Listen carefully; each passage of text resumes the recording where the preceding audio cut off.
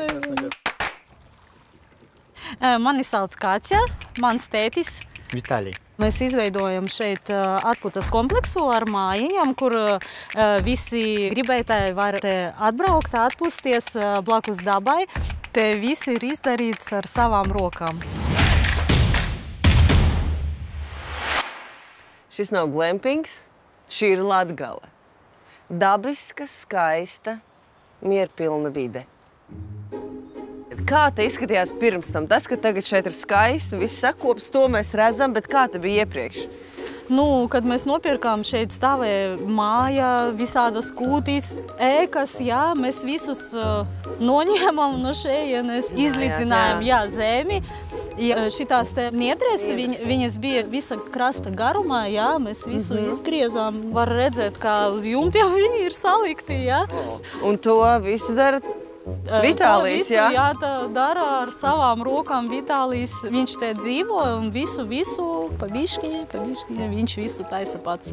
Jūs tā kā nodarbojaties ar tādu nelielu turismu, varētu tā teikt, jā? Jā, mēs te atveram nelielu kompleksu, jā, kur visi gribētāji var atbraukt un atpūsties pie dabas, papaldieties, pamakšķerēt.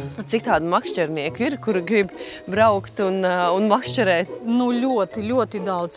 Brauc no tālumā un var braukt no ārzemēm, jā, un sievas laikam brauc tā atpūsties, pasauļoties, jā, bet vīrieši, jā, pa diennaktīm viņi var būt arī ezerā. Mums ir tāda arī mājiņa, kuru var uzlikt uz ledus un tur makšķerēt, jā. Tur iekšā ir, nelielas krāsnes, jā, un tur... Kā lai silts? Tā lai silts, jā. Sēd mājiņā, ezeru vidū un makšķerē. Ar uguni un krēslu, tu sēdi un makšķerē visām ērtībām. Televizors nav vēl? Televizors, nē. Pa dienu var nokert zivi, kaut kādu karpas vai ezerā zivi un vakarā kupināt šeit. Bet to var darīt paši, tā teikt, ciemiņi, vai to tomēr dara tavs tēvs? Ja viņiem prot to darīt, tad tiešām, protams, šeit var atpūsties, jā, mājiņā un uzreiz šeit kupināt. Bija tādi cilvēki, kuri prot un paši te darbojas, uņemas. Jā, un re, kur kurina, un re, kur restas. Un zivtiņa gatavā. Mēs darām tā. Pasaules dabas fonda aptāja liecina par to, ka mēs visbiežāk savā uzturā lietojam no zivīm lasi. Tātad lasis ir numur 1, pēc tam ir siļķe, brētliņa un aptuveni tikai kādas 5 zivju sugas mēs tā kā ēdam.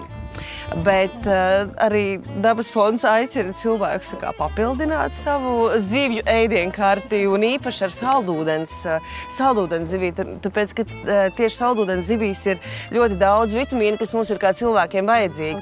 Kas ir tev mīļākā zivs no saldūdens? Laikam karpa, pēc tam jau nāk laikam līdeka un zandarts.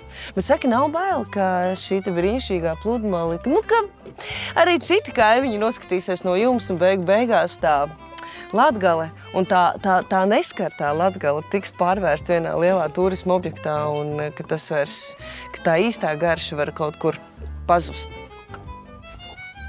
Nav bail, jā? Nav bail, nē.